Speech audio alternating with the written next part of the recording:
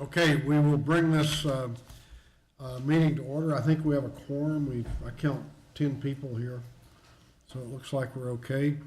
Are there board announcements from anybody? Hearing none, are there any members of the public who would like to speak tonight? Wow. Hearing none, it's time for a report from our Chief Executive Officer. Great, so I just have 3 quick items this evening. I wanted to announce that MCE has been selected to receive the Green Leadership Award for Renewable Energy from the Green California Summit, which is being held today and tomorrow in Sacramento at the Convention Center. This is the 10th anniversary of the Green California Summit, and it's a highly attended annual event for green government in California. We were present there today for a presentation in the morning, and we have one of our founding board members, Lou Tremaine, is there tonight with our Energy Efficiency Director, Becky Menton, to receive the award since we're all here doing our board meeting. So that's very exciting. I wanted to let folks know that one particular note with this award is that we did not apply for it. So this is an award that where we were nominated by one of their board members. So we're really excited to get that recognition.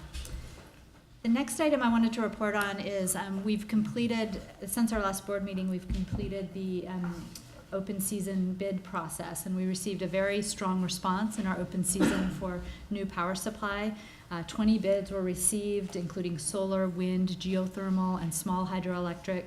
Results were discussed at the Ad Hoc Contracts Committee meeting that was held on the 11th of this month.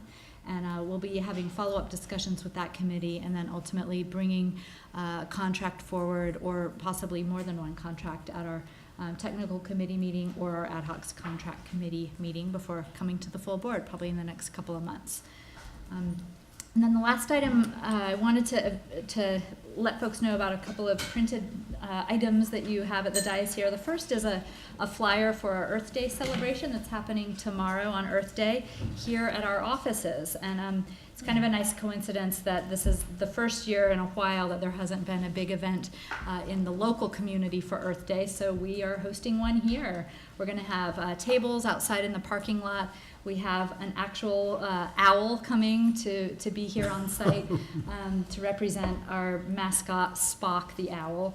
We're going to have a taco truck and some free ice cream being given out, and it's really an opportunity to kind of inaugurally launch the Energy Efficiency Learning Center that we had a soft launch of at our last board meeting. So y'all are welcome to come by. We'll be receiving a reward from Levine between the 10 and around the 10 to 11 o'clock hour, and then we'll be having some other discussion and commentary from folks on the Energy Efficiency Learning Center and having some remarks about Barbara George during that time frame.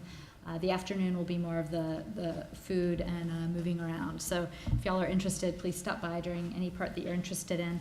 I also wanted to draw your attention to the resource, which is our quarterly newsletter that looks like this, and you should have in front of you, featuring Director Athos this time around. Thank you for being part of it. And there's a lot of interesting information. All I had to do was this. provide my picture and my signature. Yeah. Just to let you know, right? Thank you, Jamie. And thanks for saying that, because we're going to be coming after the rest of you eventually over time.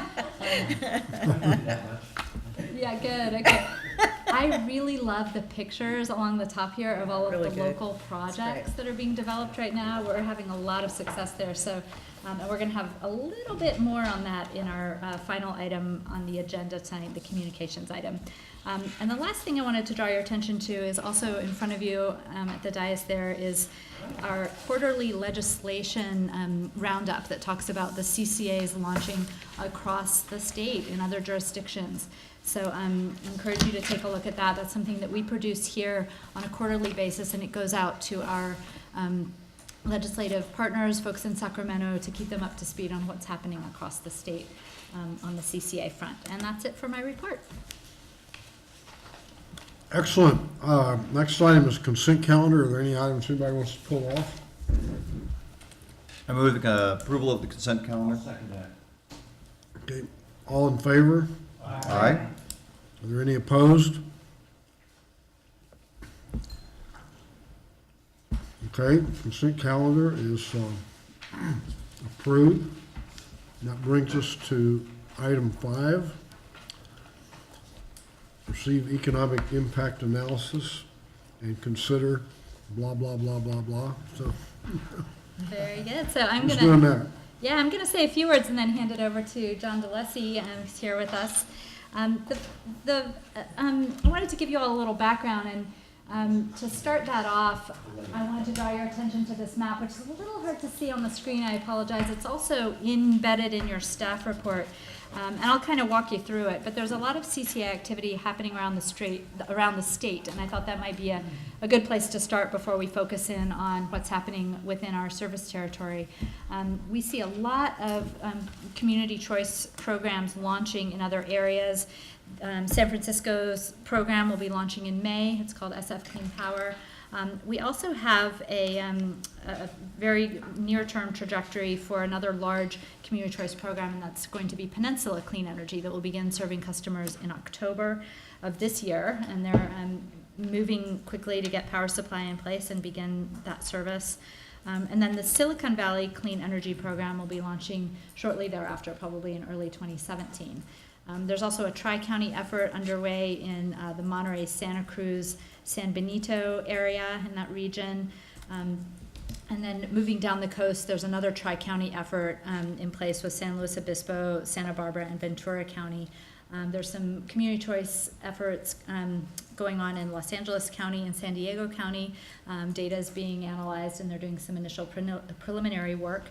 And then to the north of us, there is some activity in Humboldt County, where they have actually selected a vendor to do a technical study for them, and are hoping to launch in 2017. Mendocino County and Lake County have also been exploring community choice. And then to the east of us, Yolo County and Davis have taken steps to begin forming their own community choice program, and they're hoping to launch in 2017. So a lot of activity across the state.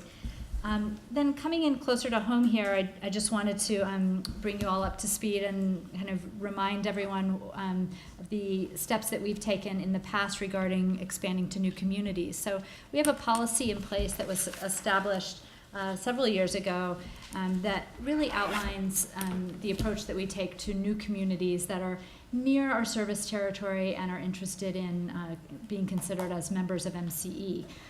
We have a affiliate membership process that we adopted at a board retreat several years ago that is still used as kind of the step-by-step process for communities that are close by and not too big. So the specific parameters are within 30 miles of a community that we're already serving, or within a county that we're already serving.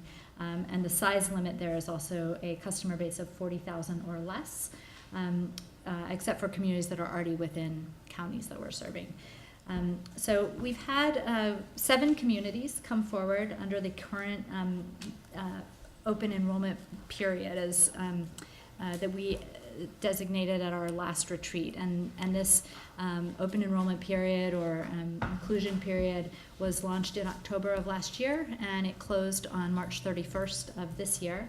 And coming out of that open period were 7 communities that are listed here in the staff report, and they've gone through the steps that are required in order to apply for membership. The next step in the process, based on our approved policy, is to do an economic analysis and ensure that these communities are going to have a net neutral or net positive impact on our budget from an economic perspective. And then we also, as part of that quantitative analysis, we're looking at the benefits as far as getting new renewables onto the grid, and also the greenhouse gas benefits. That analysis has been completed, and the results are in your board packet, and they're going to be provided to you in detail by John DeLessie. So I'm going to turn it over to John. Right, The thank next you. slide. We have The next the slide. clicker to advance the slides. Would you like me to do it, or I can get over? That's fine. I'm John Valesi, and happy to be here tonight to talk about the results of the impact analysis for the new communities. We can just go ahead and skip to the first slide here. As Don mentioned, we have the 7 communities that have applied for membership and taken all of the steps that have been laid out by board policy number 7. So the purpose of this analysis is really to evaluate the criteria that's set forth in that policy, and specifically criteria A through C. The first one is, would extension of MCE service to new customers, will this result in a net rate benefit for existing MCE customers? That's really the sort of the core of the study, is to analyze whether the inclusion would be beneficial from an economic perspective. And then we also quantified whether the expansion would accelerate reductions of greenhouse gases and increase the amounts of renewable energy that's consumed in California's electric marketplace. Those two are kind of natural consequences because of the higher renewable content of MCE and the lower greenhouse gas emissions coefficient. Through this process, we're able to quantify those. So before we kind of jump into the new communities, just a refresher on what the current MCE program looks like in terms of community statistics.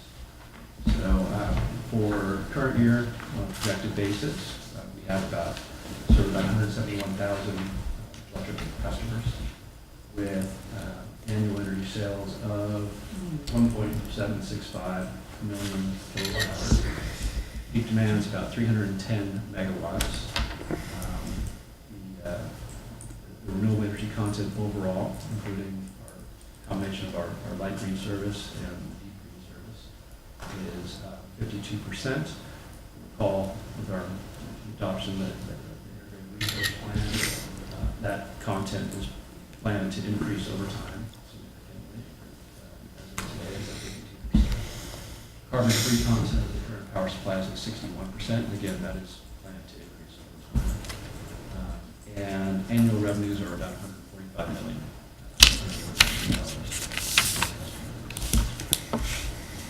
With the new communities, we have the potential here to extend service to another 94,000 electric customers. Pretty significant increase from the current 171, additional 94,000. That's pre any adjustments for opt out of the program. You can see here, you can kind of see anyway in regards to the accounts by municipality. A couple of big ones there with the city of Walnut Creek, and then you have a few small ones there with money, Bill, for instance, coming in with over 1,000 customers. Then again, mix of different cities of different sizes, but we're looking at this in aggregate. 94,000 potential units. A little bit more information about the potential customer base. So here we're showing some of the key usage statistics by end use, so the residential, small commercial, etc. In aggregate, the annual energy consumption for the new communities is a little over 1 million megawatt hours per year. The peak demand is about 210 megawatts. And far right column here shows for a average customer or average kilowatt hour usage per month per customer. So for instance, for residential and new communities, typically a residential customer uses about 499 kilowatt hours a month. It's a little bit higher than the current customer base. I think overall, the sort of per capita usage in the new communities is nearly 20% greater than the current customer base. Some of that is because there's tends to be a little bit more larger industrial customers, and some of it is also because the typical residential customer in these areas use more energy. So kind of across the board, the customers use a little more energy than the current customer mix. This is kind of the same information, just graphically showing the energy consumption by end-use customer classification. 44% of the usage is from the residential class. You can see how it breaks out kind of equally between, the remaining classes: small commercial, medium commercial, large commercial. We have a slice there of industrial, about 10% of the overall, and then there's a couple of sectors that don't really show up on the chart: and street lighting and agricultural and pumping, which kind of round down to zero. So mostly residential and commercial. So this is a visual of across the year when we manage the supply portfolio and purchase power to serve customers. We need to we look at the loads on an annual basis. So this looks across 365 days and 24 hours. It's a little hard to see, but it's sort of going, supposed to be 3D going in on the chart. The profile is more summer peaking than next chart. I'll show you what the current profile looks like for the MCE program. These new areas are a little bit more of a traditional summer peaking load, which kind of makes sense based on the weather patterns in say, Bowling Creek and Napa as compared to kind of Fort Marin and the more coastal area. You can see that there's kind of a step up in energy consumption during the winter months, January and December, and then kind of a more significant amount in the summer period.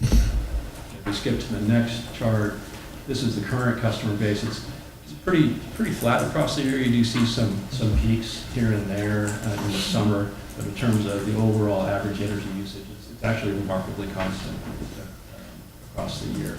That's what we look like today. We add what we have today with the new load, which is the next chart. You can see the influence of those new communities, what that would do to the overall load profile. So again, we kind of see those winter peaks coming up a little bit, and then the summer pushing up. What does this all mean? Really, this just changes the energy products that we need to buy. We need to buy a little bit more summer energy. That does tend to be a little bit higher priced than if you're buying energy outside of the summer. But on the other side, the rates that we charge during the summer period for all but essentially residential customers are quite a bit higher than in the non-summer months. So on net, from a sort of a ratepayer impact or a revenue net revenue impact, it's actually beneficial to have summer usage. So this tends to help. See, we'll talk about the rate impacts. That's an element of it. Then moving on to the analysis here, the quantitative analysis of the rate impacts. Certain assumptions have to be made in this type of analysis. First one is, when are we going to start serving customers? We've picked the month of September of this year as kind of a target date. That gives us time to submit the revised implementation plan to the CPUC, gives them sufficient time to review that and then get back to us with certification. That's not set in stone, so that's kind of a target. Maybe if we can advance it to August, that would, we would try to do that. That would be beneficial for purposes of this analysis. That's the start date that we decided to use. In terms of customer participation rates or opt-out rates, depending on how you want to look at it, we've used 90% participation rate, which is consistent really with what we have seen with the expansions last year with the 4 new communities. The average was around 10%. We also have some insight from other CCA programs that are now operating that have opt-out rates below 10%.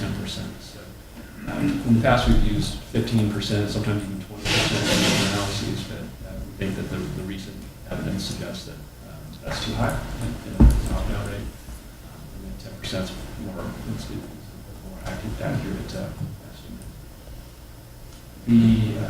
So basically, the crux of this analysis is we quantify incremental revenues from the new customers and the energy sales, and then incremental costs.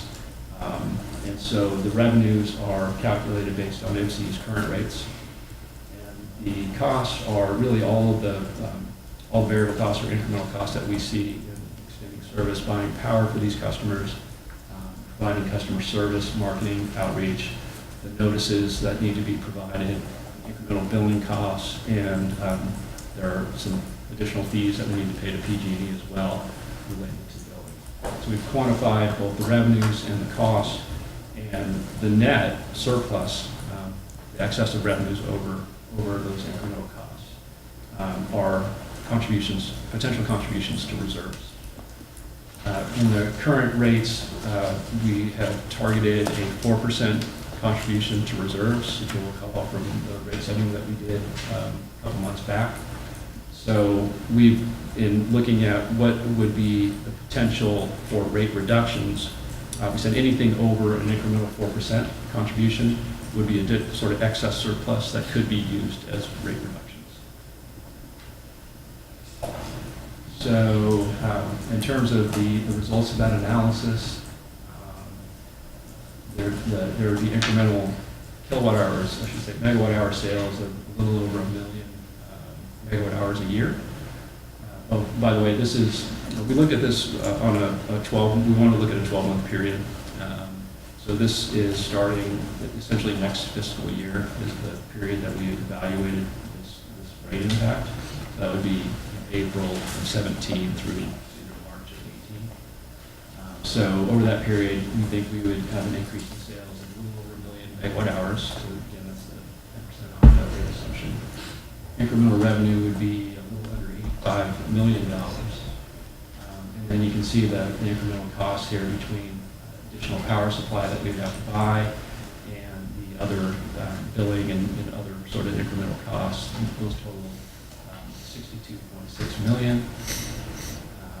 And then we have that 4% targeted reserve on incremental revenue, about 3.4 million. So what's left over in terms of surplus is $18.9 million. Okay, so was my mic not on? Apologize for that. So the $18.9 million then, if that were used to reduce rates, that would translate into an overall rate reduction of 8%. So fairly significant rate benefit. So just one more point on that last slide. Again, these are looking at revenues and costs in the next fiscal year. There would be costs incurred this fiscal year to support the expansion of service. We've estimated those at $900,000, and so those would be related really to marketing and outreach, all the procurement activity that needs to take place, additional legal expenses that would be associated with those activities. So that's an estimate. Actual, more refined impacts to the current fiscal year budget will come later. We think these are fairly conservative placeholders at $900,000 for the impact this fiscal year. Thank you. So we also looked at sensitivity analysis around these projected benefits. And so the base projection, again, is an 8% potential rate reduction. We haven't bought the power yet, so these are based on current prices. We'll be, if this goes forward, we'll be going out to buy that power over the course of the next several weeks. And so we looked at, okay, well, what happens if the market moves against us? So if there's a 10% increase in power prices, the rate benefit would be 6%, still positive. If power prices jumped up by 30%, we still have a positive rate benefit. It would be estimated at 3%. They're fairly robust, results here, and 30% market move is really kind of at the extreme that you would expect, particularly in a short term that we're looking at. Of course, power costs could go down from our estimates. So on the sort of the upside, if we can get power at 10% cheaper, then the rate impact could be as much as 10%. We also looked at sensitivities around the opt-out rates or the participation rate. So we think an extreme case would be a 25% opt-out rate. Doesn't really move the needle all that much. It would reduce the benefit a little bit down to about 7%. And we also looked at the industrial class in particular. In that class, there's a handful of customers, and so maybe you get them, maybe you don't. really doesn't matter because although they're large consumers, they generate a lot of revenue. The rate that we charge those customers is very near cost. So there's actually not that much surplus generated by those customers. So it really had no impact whatsoever. Hey, John, can I ask a question? Mind if I Sure. focus on- Can you go back to that previous slide? The only question I had was, in a worst-case scenario based on the premises being used here, if power costs dramatically went up and there was dramatically lower participation rate, does that mean then that there would still be roughly a two, and none of the industrial participated? Does that still mean there'd be roughly a 2% positive, net positive on the rates? Yes. Okay. Yeah. I didn't follow how the numbers fit. In other words, each of those presumes the one above it, or that everything else being the same. But if you were to pile up multiple scenarios, even then, what's a net benefit? Yeah, that's right. So these are all independently derived, right? So these aren't cumulative.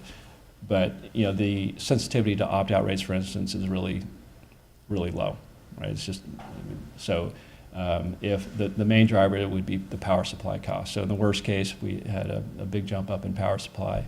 Benefit would be 3%. If you tack on, okay, we also have low participation, that's probably another percent, so you're down to that 2%. So I think you're reading that right. Thank you. Okay, so then in terms of the impacts to the renewable energy market, MCE would be delivering 548,000 megawatt hours per year, and that's kind of, I would say that's sort of the minimum because that's our renewable goals increase over time. This would be the first full year in 2017. So that's the equivalent of energy produced by a 63 megawatt geothermal plant or 210 megawatt solar photovoltaic farm. So it's quite a bit of renewable power. Now, it's not all necessarily incremental to the California market because PG&E is supplying those customers today with renewable energy according to the state renewable portfolio standard. So if we look at what would be the increase above what they're getting today from PG&E, that would be 269,000 megawatt hours per year. Okay, so that's just the difference between the amount of renewable energy that MCE would deliver through the light green product versus what the customers get today from PG&E. So that's that 269,000 megawatt hour per year figure. And then in regards to impacts to greenhouse gas emissions, we estimate there would be a reduction in the attributed emissions in these new communities of 105 million pounds of CO2 equivalent per year. And this is, got the math shown here. It's really just based on the most recent available emissions coefficients between MCE and PG&E on per kilowatt hour. MCE's portfolio emits about 101 pounds. Sorry, I'm missing part of the units here. It's pounds of CO2 equivalent per megawatt hour. So if you multiply that by the volume, that equates to about 105 million pounds per year reduction in CO2 equivalent gases. So kind of wrapping this up here, summary, the quantitative analysis has been conducted and is complete. The results are positive. We're estimating the potential for an 8%. I say potential because it's ultimately up to the board what to do with the surplus funds. The assumption is that would be used to lower rates, and that could enable an 8% rate reduction. 269,000 megawatt hours per year increase in renewable energy deliveries in the state, and 105 million pounds per year of reduced GHG emissions.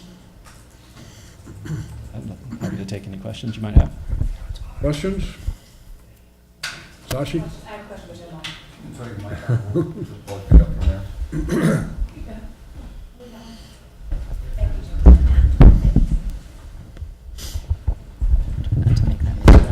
Okay, great, thank you. Sashi McEntee, Mill Valley. Thank you for the presentation, John. I have a comment and a number of questions.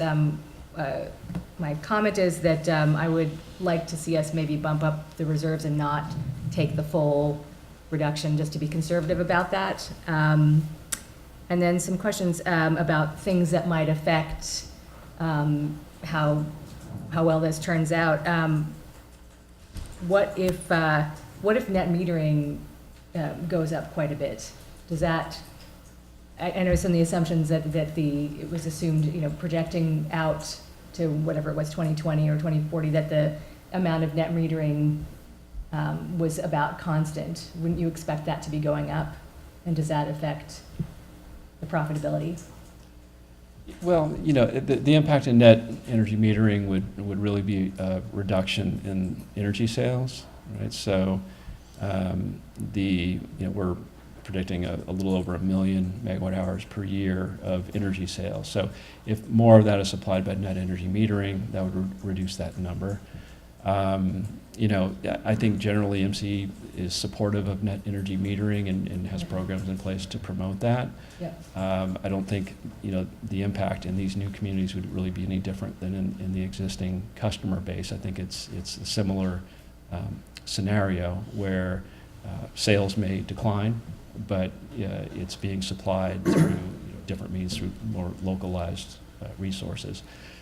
I guess to sort of directly answer your question, I don't think the prevalence of net energy metering or even an expansion of net energy metering would materially change the impact, just because the pace of change there is not so drastic. It's not like we're seeing 10% reductions per year in sales because of net metering. It's more 0.5%, that type of thing. And then you'd be able to adjust your purchases in order to compensate for that if you saw it trending, for example. That's correct, and that's just kind of par for the course in regards to how MCE engages in its long-term resource planning and its procurement process. We're always updating the forecast and incorporating recent trends. So.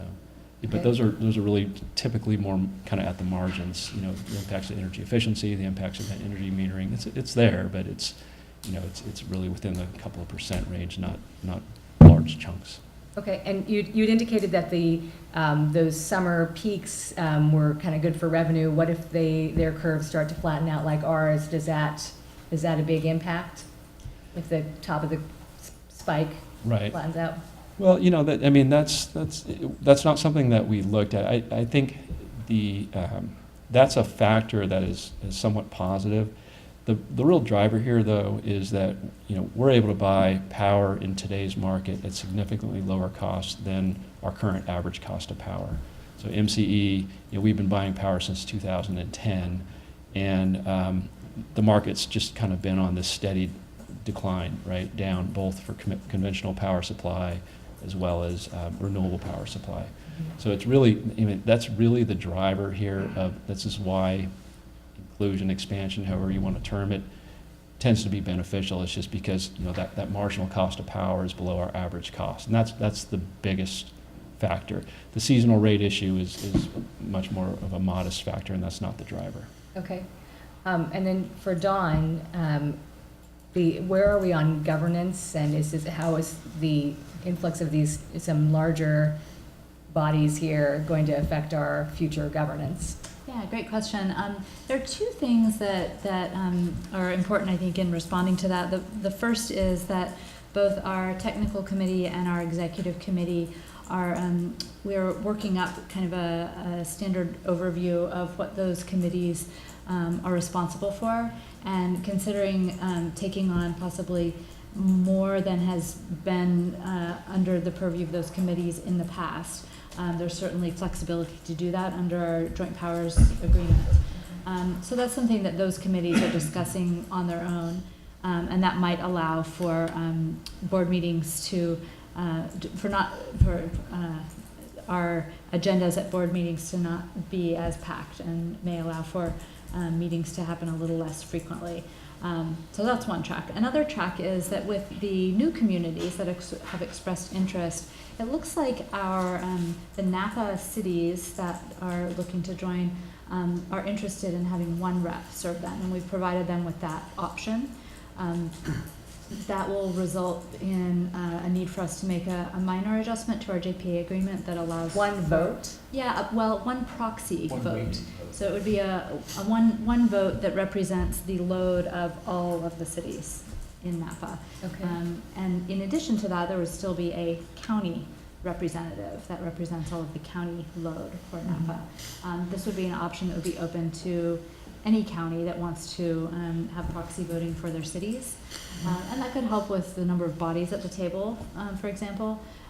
So that's an adjustment that's in the works, and we'll probably be coming back to your board next month or the following month for a slight adjustment to the JPA agreement to allow for that. So that could have some impacts on the size of the board in and of itself. At this point, we aren't considering any additional changes to governance or board structure, but we're happy to take those up in the future as the need arises. And the changes that might, things that might end up moving to one committee or another, and out of this larger body, would that still come, would those changes come to this body to vote on, or are those committees able to do that autonomously? Though I think there will be a threshold. You know, some of them are very minor, but anything that feels substantive, we would certainly bring to the board first. Okay, thank you. Greg? Yeah, the time of day use, time of day graphs actually appeared to be more like, you know, the time of year use. But most of this demand appeared to be very overlapping with the type of time of day demand that we currently have, exaggerating our, you know, potentially our type of demand, making solar less attractive. Did the analysis look at that at the real time of day, or just this aggregate year-long demand? I'm not sure I'm following the question. Explain what you mean by makes solar less attractive. Is there hot weather daytime demand going to make our current power purchases more difficult? No, I don't think it's more difficult. I think it's just a different number. So, you know, when we translate this into energy that we're going to buy, just means that we would be buying more during the kind of Q3, the summer months, than proportionately than if we were just buying for the current customer base. So, as I mentioned, you know, energy is more expensive during the summer months, right? So that will be a little bit higher priced, but the rates that are charged are, you know, quite a bit higher still. So there's, you know, it's actually a net positive that there's additional summer consumption. But will it change the type of power we buy? Will we be able to rely on solar and wind like we have been? Yeah, I don't see it as changing the type of power that we buy. Yeah, it's just more of a seasonal shift, not necessarily a time of day shift. If anything, maybe it would, you know, the peak loads might align a little bit more with the kind of the traditional summer peak, that more heat-driven load, and that's when solar is kind of the most productive. We didn't look at it in that level of detail yet. That's sort of a subtlety, but we don't see that as significantly, you know, impacting the type of energy products that we would be buying. It's really more, you know, different quantities by season. The estimate of costs did include some other type of office-related costs, but it did include staff and potentially remote offices to address expanding geographic range, or. Yeah, so we have placeholders for incremental kind of staff costs. So that's built in, you know, it's part of the incremental cost analysis. So I think it was roughly like 3.6 million. Some of that's billing, you know, some of that's additional fees to Noble, to PG&E. Some of that's assumed to be additional staff costs as well as additional marketing costs just associated with a larger customer base. But what about office space? Because this building is full. So obviously, as we add staff, we potentially have to add office space, maybe remote space. Yeah, I can respond to that. So we haven't yet found the need to factor that in to the budget. I think that there may be a point in the future where we're needing to look at remote office space, but we're certainly not there now. We still have the ability to absorb quite a few more staff through additional cubicles. We still have offices that aren't full and that sort of thing. So at this point, it doesn't seem necessary to go through that exercise, but within the next few years, that could be something that we explore. Great, thank you. Ray? Yeah. Ray with the Source Leader. A couple of clarifying questions. John, thanks for that analysis. The first is, in the sensitivity analysis, where you showed the sensitivity to power increase in cost, power price, how long does that risk is it sustained?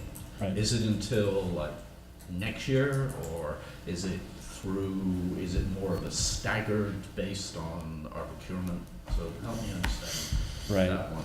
Right. So no, that's a great question, and you know, really in kind of the more immediate term, that risk exists for about a month. It's really until we execute those contracts to supply this new load, which would take place really over the course of the next, let's say, 6 weeks or so.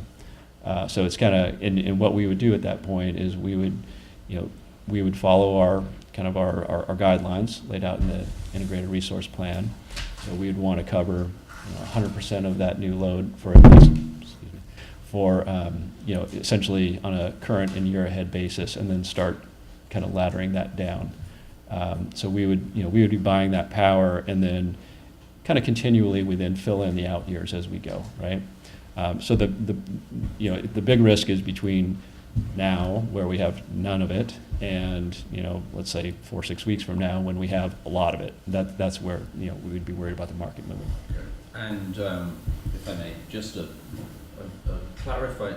sort of follow up from an earlier question. Presumably, if we do achieve 8% or some figure in that range saving, presumably we will be deciding in the new year, when we go through the next rate setting budget process, the distribution of that saving that we go into either rate reduction or increase in the reserves. Is that the time we'll be sort of thinking through that? Or not? Yeah, I mean, if not before then, and I don't know, Don, do you want to comment? Yeah, I think that certainly that will be part of the next rate setting cycle.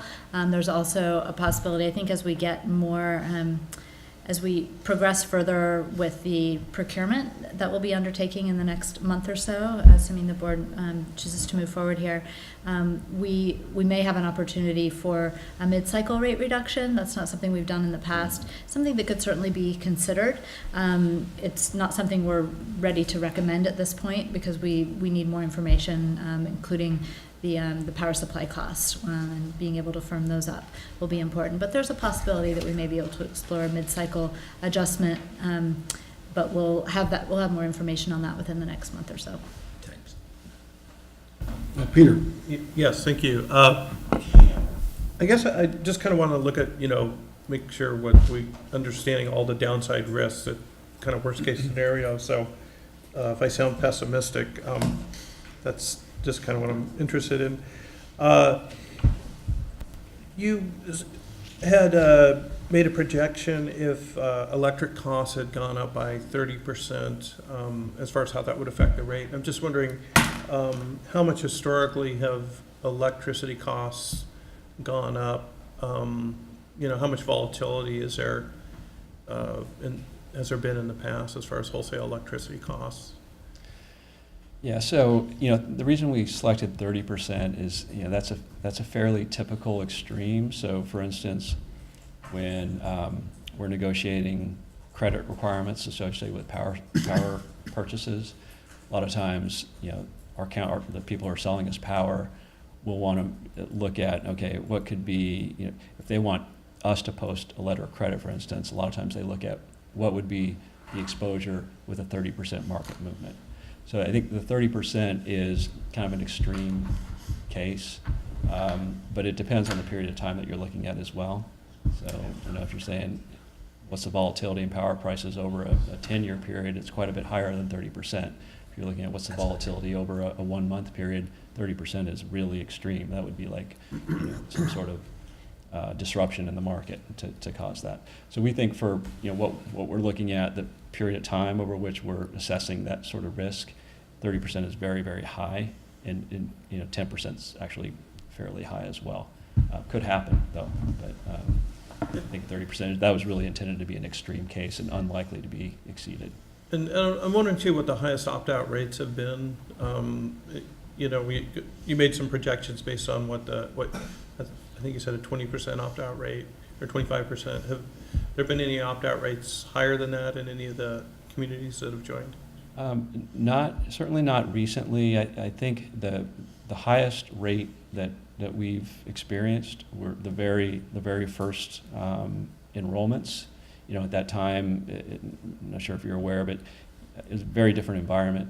You know, PG&E was actively marketing against the program, really trying to discredit MCE, and through that process, I think overall, correct me if I'm wrong, but I think the opt-out rate averaged around 23%. Is that about right? So even in that environment, you know, we didn't get to 25%. In the recent last year, we expanded service to 4 communities. The average opt-out rate was 11% overall for those communities. I know with City and County of San Francisco is launching their program just in a couple of weeks. Their reported opt-out rate is very, very low, less than 5%. City of Lancaster's opt-out rate is around 5%. Sonoma's up around 12% now after a few years. So the recent data, you know, doesn't get anywhere near 25%. That's why we selected that as an So extreme. that's a really outside limit. And then it seems to me like the biggest risk is covering the summer peak loads. Do we still buy like electricity on the spot market, or are the summer peak loads, those are all contracted out enough to cover anticipated loads of the new customers? Right. We don't intentionally buy on the spot market, so we plan for at least a year ahead to be 100% covered. There's always forecast error, there's always weather events that means you're buying on the spot market, but we really try to minimize that. And typically it's just a few percent, you know, of our load that ultimately essentially gets settled in the spot market, and that's the market that's run by the California Independent System Operator. So yeah, when we go to procure for this load, we're going to buy all of it, at least for a year out, and then year 2 we'll leave maybe 10% of that open. We'll pick that up a year from now, roughly, you know, and so on and so on. But we don't live on the spot market at all. We want to make sure that when we set rates, that we know what our power costs are going to be, with the exception of just forecast error. Sure. And then one last question. The JPA language is going to stay the same. We're just adding new members, I take it? Correct. Okay, thank you. Sloan? I'll make a motion if there's no more comment. All right, I'll move that we approve resolution number 2016-01, approving American Canyon, Calistoga, Lafayette, Napa, St. Helena, Walnut Creek, and Yountville as members of Marine Clean Energy. Second. You want to do all There's 3 two, of these yeah, at you want to do once? all 3? I'll do 3 motions. Can do 3 separate ones? Yep. Okay, so we have a motion and a second on the first resolution. All in favor? Aye. Any opposed? Okay, that motion carries. I'll move that we approve amendment number 10 to the Marine Clean Energy, or MCE Joint Powers Authority Agreement. Second? Okay, we have a motion and a second. All in favor? Aye. Any opposed? That carries. I'll move that we approve the submittal of addendum number 4 to the MCE revised implementation plan and the statement of intent to the California Public Utilities Commission. Okay, we have a motion and a second. All in favor? Aye. Any opposed? Okay, they all passed unanimously. Good work. I kind of expected tonight to have 2 or 3 TV stations here and a big crowd of people from all these cities and, you know, and standing ovations, but look at this, it's just, Getting used to it. I mean, it's just a normal thing now. it's just, Yay.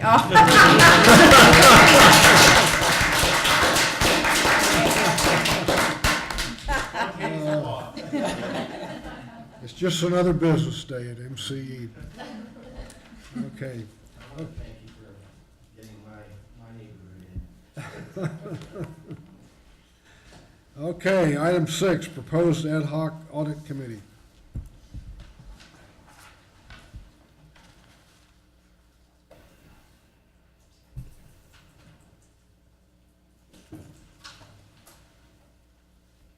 There we go. David McNeil, Finance and Project Manager at Marin Clean Energy. I'm very pleased to recommend, the staff and the executive recommend the creation of an audit committee for MCE. We are looking for 3 members to sit on that committee. Councilmember McCaskill has graciously volunteered to participate, and it'd be wonderful if there was 2 others who would join him on that committee. Audit committees are very important for organizations. They serve several important functions, which I'm happy to get into if there's any interest. I'll just walk you through the audit process just very briefly. Typically what you do is, or an audit committee will do, is they will engage or appoint an auditor. The auditor will submit a plan for their audit. That audit plan is typically reviewed. You don't usually get to take stuff away from the audit plan, but certainly the board members can recommend additions to that audit plan. The audit takes place, the auditor does its work. Typically there's a meeting between the auditor and the audit committee to review the results of that audit, and then there's representations and warranties and representations made by staff to the auditor, and then the auditor signs their audit letter saying everything is terrific, and then it's submitted to the board and they're done. Did I miss anything there, Bob? I think that's kind of a brief summary of the process. It usually takes about 3 months. The work of the committee would start with this board meeting if the committee is approved, and then it would conclude when the financial statements are presented to the board. We expect to do that in probably the July board meeting, a little bit earlier than usual. Any questions from the board? So at this point, I don't, maybe you're going to go into this, but Bob McCaskill has set a good example by volunteering, right? And we're looking for Volunteers. we're looking for a couple of other people, right? Yeah. So some of you people who ask a lot of questions, this would be really this would be really good for you. So do we have a couple of other volunteers? All right. There's number 2. One more. Is that a self-nomination? Oh, okay. Did you volunteer, Brad? Brad, that's so great. Thank you so much. That's just fabulous. No? Come on, one more. I'll do it. All right. Thanks, Brad. Okay. Good job, Brad. Okay, we have 3 volunteers. Do we need to approve this then? Yes, please, a motion Good. would be great. Motion to approve. Second. Okay, I have a motion to approve. We have a second. All in favor? Aye. Any opposed? Motion carries. It's unanimous. Congratulations. And thank you. Terrific. Thank you very much. And the next item is item 7, policy number. No, I was gonna, do you Policy. have that, we just have a mouse? Do we have a laser pointer?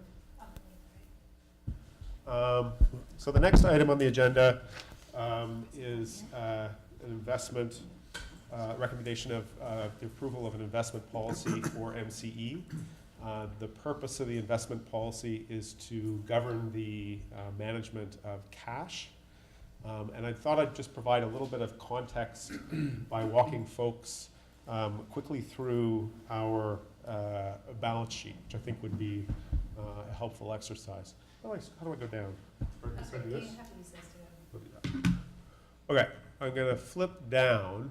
This is our statement of revenues and expenses for the 11 months ending February 2016. I want to draw your attention just to the bottom of this, which is the change in net position. So this fiscal year, we're going to add, you can see the net position beginning of the period is 13 million. We're going to add about 17 million to that number this year, and we're going to end up with, as of March 31st, with a net position of 30 million. So this is the tie between the income statement of revenues and expenses, and the balance sheet. So all of that net income or surplus flows through into the net position. And you can see here, total net position as of this date, February 29th, 2016, $30 million. So dollars, excuse me. So in February, your board approved a reserve policy that governs the sort of management of not the management of the net position, but basically the accumulation of funds that flow into this net position. And what we're going to do tonight is we're going to address what it is that we do with cash. So just before we get into that, I want to just, because this question has come up a couple of times before, you'll see net assets of 44 million here. That's the total assets of MCE. And then you have liabilities of 13 million. And our net position of 30 million is just the difference between those two numbers. So the net position is not really a thing. It's just it's a residual amount. Accountants like to break up that residual amount into different categories. I won't get into it too much in depth. But what we have, the stuff that we have, are our assets. And then the stuff that we owe are our liabilities. And that's where I really want to focus attention. So cash and equivalents is 20 million as of February 29th. So what I'm going to do then, we're going to take that 20 million, I'm going to drill down into that number. So here's a MCE cash detail. Here's February the 29th, 2016. And here's total cash, 20 million. So it's the same number. So I'm just kind of drilling down there a little bit. We have a number of different accounts. A very important one is the Shell lockbox account. So as of that date, it was 1.7 million. That's our money. It's on our balance sheet. We own that cash, but the account is controlled by Shell. And so the way it works at MCE, and we've had this agreement for quite some time, and it will run through December 2017, is that all the revenue coming into MCE comes into that Shell lockbox account every month, and that money is remitted by PGE. And then it builds and builds and builds until, so you can see the 29th, then we're skipping forward to the 24th until the 25th. And on the 25th, Shell takes their money, which in this month totaled about 6 million. And then the remainder, less 600,000, there's a $600,000 minimum that remains in that account.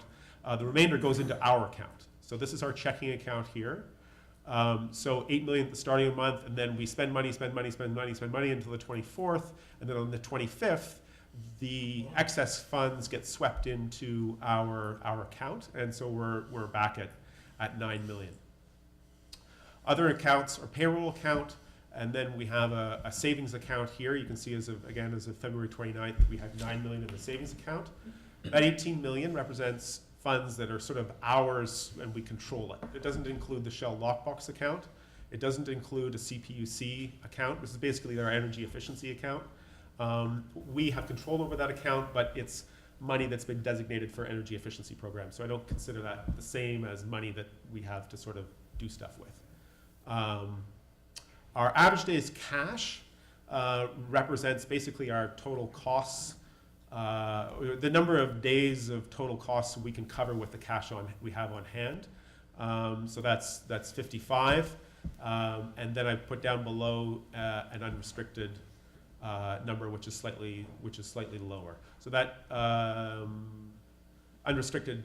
restricted funds I've considered to be the Shell and the CPUC. So the investment policy again. What I want to highlight, and I think the takeaway for the board from this is during the course of a month, the money, so the total amount we have, 20, 26, 19, looks pretty steady, but the amount that is under our control actually varies somewhat. 18 down to 13, back up to 18, as you can see once the sweep happens. The last column is 6/24/2015. So we can see here that the Shell lockbox, this is the day before the sweep, 11 million, and then here's the money that was under our control. So average cash days, 36, cash days unrestricted, 2. So the fact that we have There is some fluctuation, there's some seasonality to our business. There's also fluctuation within the course of a given month. But the fact that we have some extra cash on our hands is a new phenomenon for MCE. As you can see, in the past, we have been moments where we've been a little bit more stretched. At this time, we have some cash to do things with, and so the investment policy, which I'll turn to next, is really governing our use of that cash and how we invest it. So the keys for us, as encapsulated by or encompassed by the investment policy, is to preserve principal. That's the most important thing, is that this does not get, we need that money, it's central to our business. The second consideration is liquidity.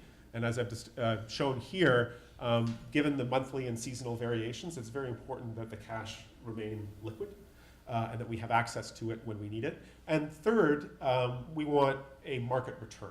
And that's kind of what the investment policy says. Right now, this savings account in February was paying 20 basis points.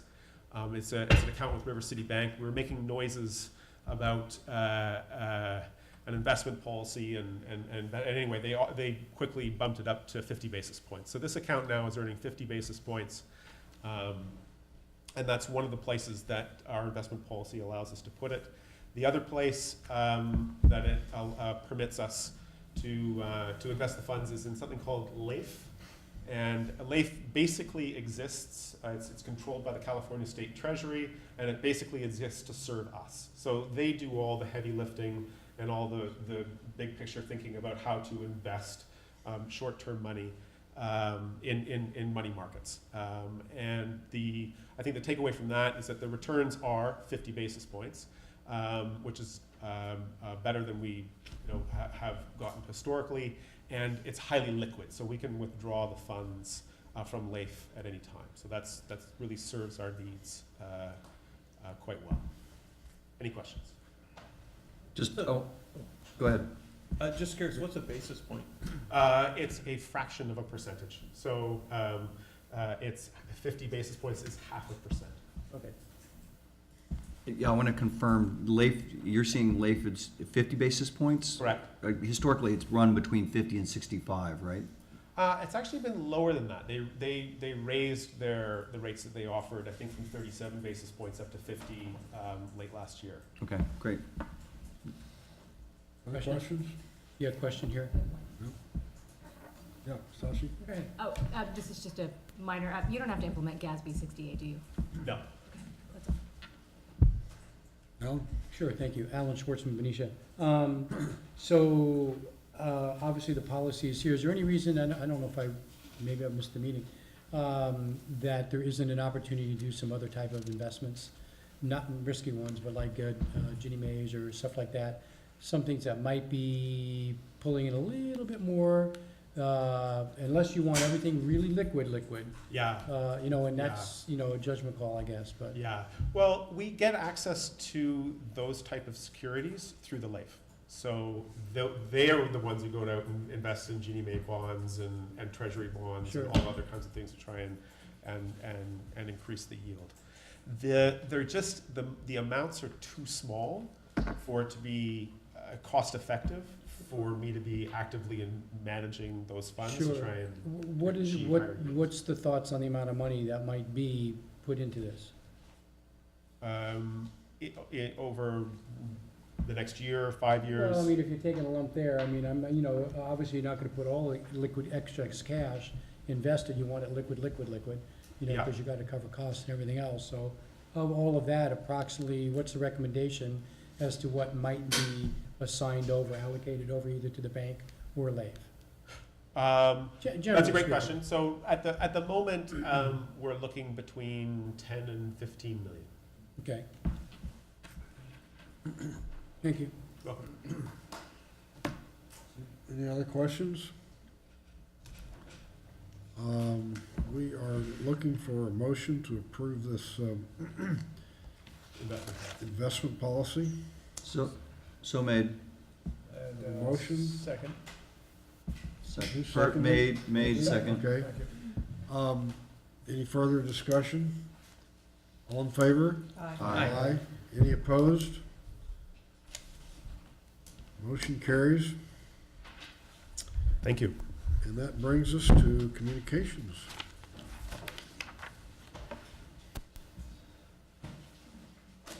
Good evening, everyone. Alex Giorgio, Community Development Manager.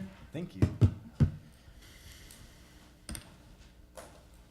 Jamie put together a beautiful slideshow. As you can see, it's showing the blossoms of spring in Napa County. Allergiesy and breezy. You recognize that? It's the vineyards in the background that gave it away. So, when the mayor of Richmond says this is business as usual at MCE, business as usual when it comes to including new communities is making a small piece of history, and it's really a privilege and a pleasure to be part of it. With these 7 new cities, we have our work cut out for us when it comes to communicating to everyone the new options that are there. In the city of Richmond, when outreach began, folks there were saying that change begins with choice. And indeed it does, and it certainly doesn't end there, though. By state law, the only requirements that a CCA has to noticing customers of these historical changes are 4 notices in the mail. MCE, we send 5, 1 extra for good measure, and then we have a comprehensive community outreach plan for each community that joins. And it's customized to that community and developed with close consultation of staff and elected officials in those communities. So at this point in time, we have draft community outreach plans for the new communities. In the case of Napa, our colleague Allison Hang, who's been leading the way in Napa, she has been working with all 5 Napa cities to develop one consolidated community outreach plan with consultation of all the individual cities. In the East Bay, in Contra Costa County, with Walnut Creek and Lafayette, the 2 cities are each going to have their own individual community outreach plans. Although there's a lot of overlap because those communities are contiguous for the most part, and there are many other, many entities in that part of the county that service both jurisdictions. And also, just as was the case in West Contra Costa, the La Marinda area, that is Lafayette, Moraga, Orinda, they have their own organizations, and we're going to be offering to present to all of those organizations to make sure that we're casting a wide net and reaching everyone who wants more information about this. The next step, now that we have draft community outreach plans, is that we've sent those drafts over to staff at the cities for them to make more revisions if they want. And then once those revisions are made, we are going to invite each elected official in those cities to meet with us and give us their guidance and feedback on how the outreach should go. We have something of a recipe for doing this, but it's got to be customized for each community because the needs and the values and the interests and the demographics are always different. And so we want it to be tailored to these communities. In the meantime, even before the first notices go out, we're already scheduling events. And in fact, our colleague and community power organizer, Alexandra, she would love to be here right now, but she can't because she's in San Pablo at an event right now. And that's going to be the normal course of business for the next 6 to 8 months, is planning as many presentations to anyone who will have us. So if you have contacts in Napa, for example, or in Walnut Creek or Lafayette, please encourage them to request a presentation or accept our invitations to present to their members. Were there any questions about this part of the outreach plan? I know that we've showed this slide before, but I want to emphasize that this is not the beginning of the outreach by any stretch, especially in Napa, where the county has already had options, and now the jurisdictions there are probably familiar with a lot of what MCE does and a lot of what those options are. And the same is true in the East Bay, not only because almost all of District 1 in Contra Costa County, in West Contra Costa County that is with MCE, but Lafayette, started exploring this decision more than 2 years ago now. And Walnut Creek was just a little bit behind them, about a year and a half. So the outreach has been going on for a long time, and this was the survey that was presented even before the city took its own vote. And it demonstrated strong support for joining MCE. And the thing that we like the most is that strong support for the deep green option too. And we intend to see that through. Are there any questions here? What I'd like to then go on to is show what we mean when we say customized outreach. Those 4 notices that are required are a great opportunity to make a first impression. And the way we like to do that is by working with actual community members who are supportive of the program and supportive of these decisions and who are willing to show their support publicly. And these are not stock photos. These are real live customers and community members who volunteered their beautiful images to be representing our program. So that first one in Napa brings a tear to the eye, as you can see. It's one of my favorites. And this is in San Pablo in Richmond. Mr. Davis is cooking up a very good meal for us there. And there's also in Spanish language enrollment notices as well. And also the enrollment notices can also be tailored to customer classes as well. So if you're a net metering customer, you might get a different notice than if you're not. El Cerrito. And we're going to be, we actually already have done one design photo shoot with a restaurant and bakery in Lafayette. Their owner came to the city council meetings and she said that these were options that she wanted. And if you go and visit her bakery in the middle of Lafayette, all of her tables are made out of recycled wood. She has her own rain catchment system in the back. True believers. They make the best bread. So unless there are any questions about that part of the outreach, I'll hand it over to Jamie. Are there any questions? I just said one Yeah. that, go back to that, where it had the Napa slide on the left. Go back one more, there you go. Is this a current one or is this an older one? These are previous enrollment notices. Okay, because it says cleaner energy for less. Yeah, that was at that time. Yeah, okay, got it. And who knows what's in store in the future? It's up to you. It may be good in a few months. All right. We like to recycle around here. Any other questions? Thank you. Good evening, board. Let's see. All right, so we're going to shift gears a little bit and talk about some of the other activities that the public affairs team is undertaking that isn't in relation to the new communities that you all approved tonight. So I wanted to talk to you about some of the events that we are participating in.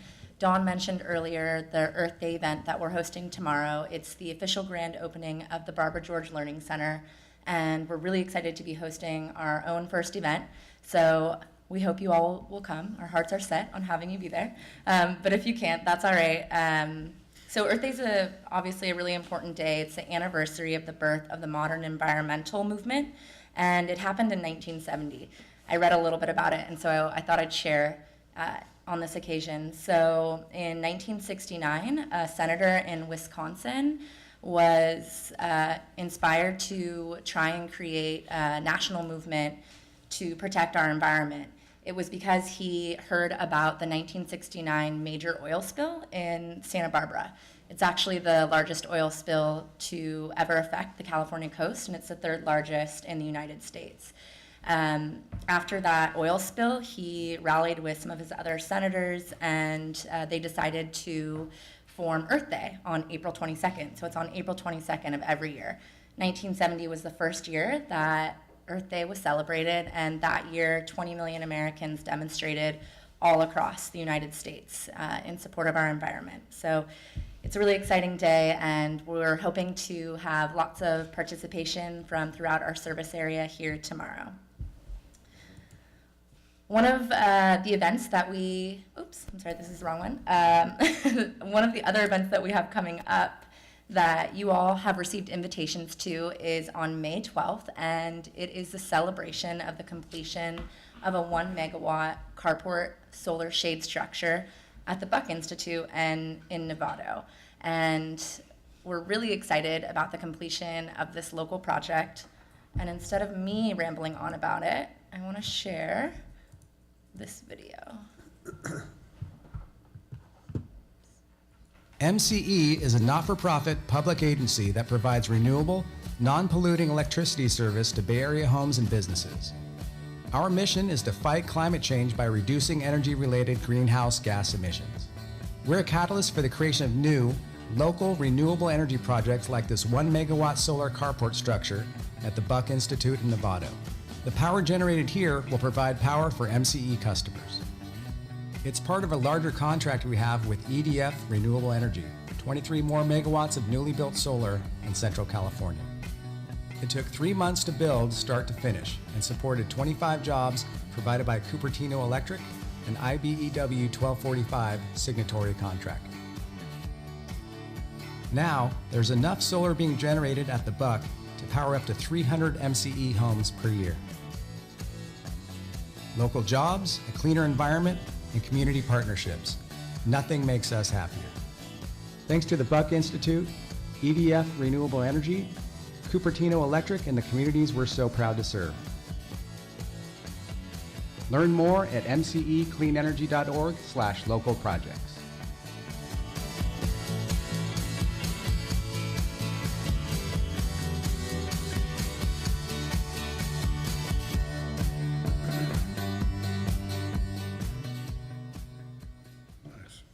So that is the first of a series of time-lapse videos that we are having made for the different renewable energy projects that are being created across our service area. And we hope you all can join us on the May 12th event. If you did get the invitation and you'd like to join, please make sure and RSVP. Any questions about that upcoming event? No? Okay, great.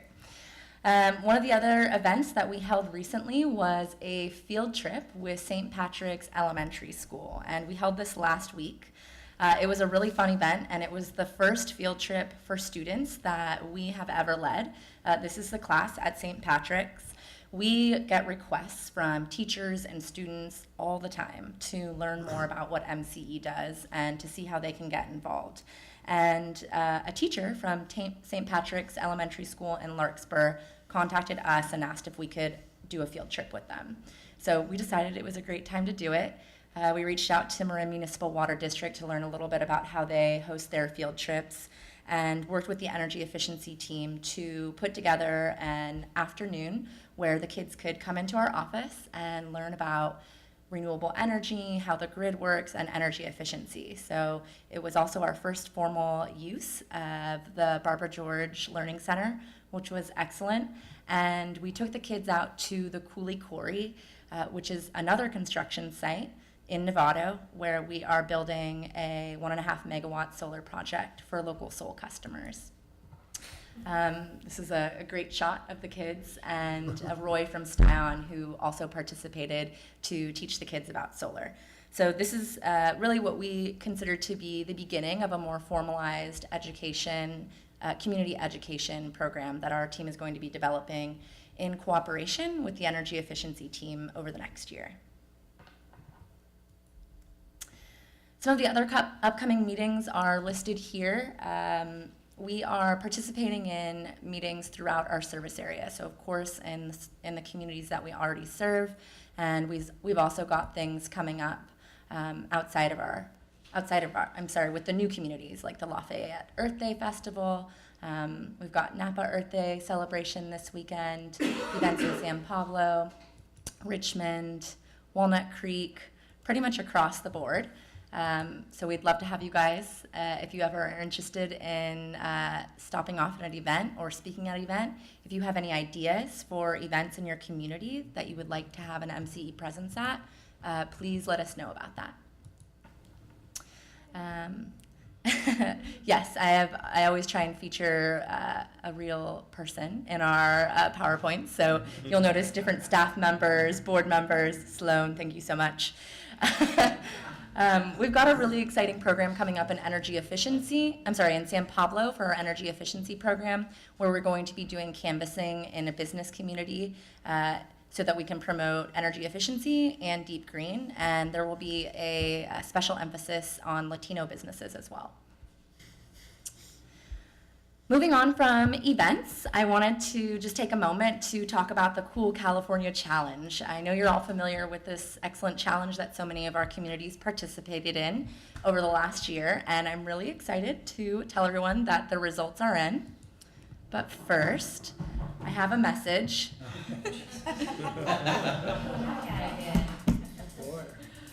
He's everywhere.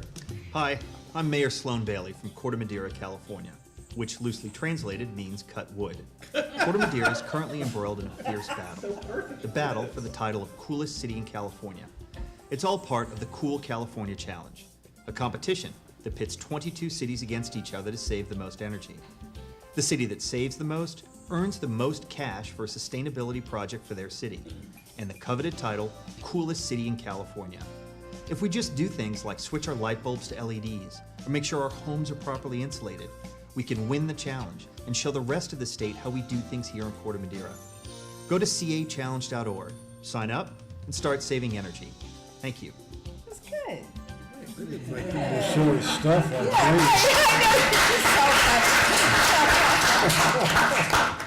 Our new spokesperson. Thank you. Thank you. So it turns out that Benicia got 4th place in California for this competition, which is fantastic. Yeah, congratulations. We're so So throughout the participating MCE communities that are listed here, there were more than 750 households that participated in the challenge, and cumulatively they won over $20,000 for the MCE participating communities. That money goes directly to the city or town that participated in, which is really wonderful. And so we're hoping that next year we can participate in this again, and that even more of our communities will join the competition. Yes. They paid you to do the film, right? You can see how great that video What did number one get? You know what, it's hard to see right here, but I have the copy. Oh, thank you. Claremont was the #1 winner, and they got $51,000. Wow. How many households? They had 514 households. Wow. Pretty impressive. So keep that in mind for next year if you're looking for more budget for sustainability activities. Moving on, we just want to talk a little bit about some of the marketing projects that have been happening. First, I wanted to let you all know that we just launched our new Spanish website. It's es.mcecleanenergy.org, and it is vastly improved compared to the Spanish website that we had before.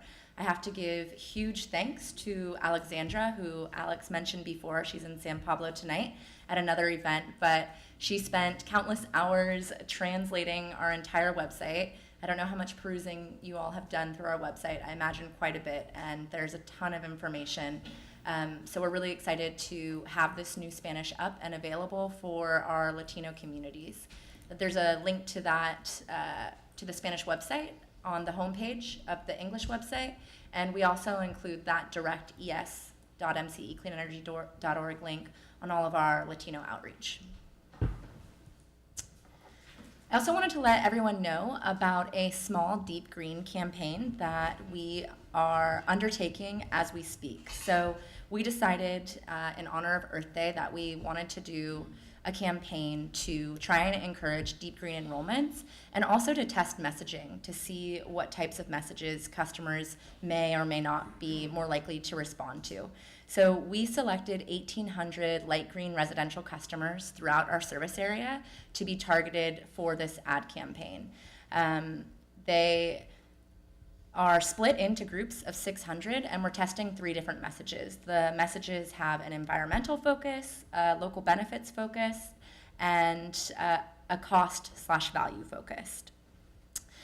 We have found from research that the most impactful way to get a response from customers is to send them an email, follow it up with a paper mail, and then send them a follow-up email. We also found that customers are more likely to respond to a paper mailer if you include a tear-off return mailer so that they can sign up for something. So we did that. I think that seems pretty obvious that if you make it really convenient for people, that they'll be more likely to respond.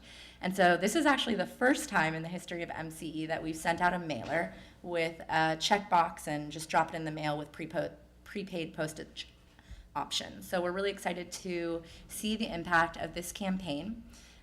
We just sent out one of the emails today, so we'll be reporting the results at your next board meeting.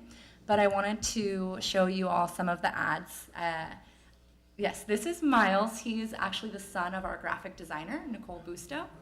And this first mailer is pushing the environmental message. So Miles thanks you for the cleaner planet, and that is on the outside of the mailer. And this is the page on the inside. I won't read through all of it, but I could start, I think, just to give you an idea. So it says, your energy can change the world. As an MCE light green customer, more than half of your electricity is pollution-free. Take a moment to think about how good it feels to be making such a positive impact on the environment. Now imagine that all of your electricity is pollution-free. And then we ask people to consider switching to deep green and give them a little bit more of an explanation of why we think they should do that. And each mailer we keep with the message of either environmental, local benefits, or costs. Tom Butt, you might recognize this one. That's you with the hat on there giving Jeffrey a hug. Jeffrey's a Richmond Build graduate, and this is a photo that we took at the press conference that we had for the MCE Solar One site. So the message on this is that Jeffrey thanks you for his new job. You can support local jobs and a cleaner planet. Choosing Deep Green for your electric service means 100% renewable for you, local renewable projects for the Bay Area, and green collar careers for workers like Jeffrey. Please consider choosing 100% renewable energy. And then the last one, we used Miles again, and this is with the focus on the value. So Miles thanks you for investing in our future. What is a cleaner planet worth? For us and for future generations, it's priceless. And for you, it's as simple as spending a few extra dollars a month. So that's just a little glimpse of a small campaign that we recently did. And we're hoping we'll have positive results. This is, again, it's kind of difficult to see this part right here, but this is the return page that is included for customers where they simply put in their name, address, a signature line that says, yes, I want deep green, and drop it in the mailbox. Any questions on this campaign? Nope. All right. Looks like too much fun. It's so fun. I love it. Pretty lucky. And then again, thank you, Denise, for being featured in the resource, and it was a great opportunity to talk about Novato and all those local renewable projects. Hopefully you all are distributing those at your city offices for members of the community to pick up. And this is a little snapshot of our team when we weren't working. So thanks very much.